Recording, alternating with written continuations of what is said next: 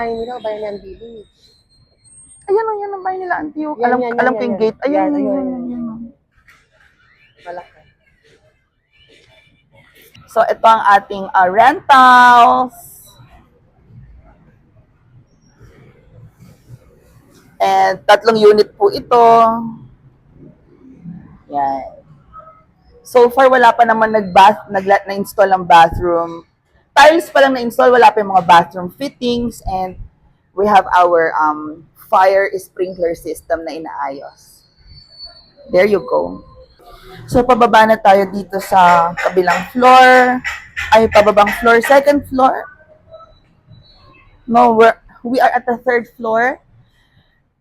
Establishment pa rin ito. Pwede nyo i-occupy ito as office. 2 ang CR neto. So, ayan. This is our 2nd floor area. And we have our elevator shaft. Okay? At establishment, this is again for establishment, our 2nd floor, office, commercial space, kahit ano po yan, ayan. Ito nagbabasa, which is galing saan?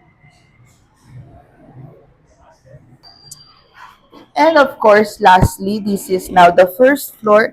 Ingat ka dyan kasi access ito sa basement, so that's already basement. Nasa 1st floor na tayo. This is also, commercial.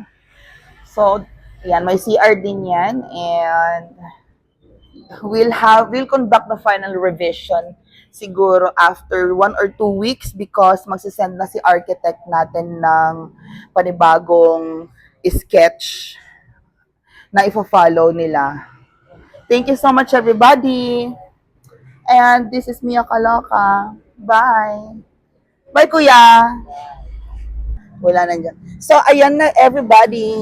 Medyo okay na rin ang ating building.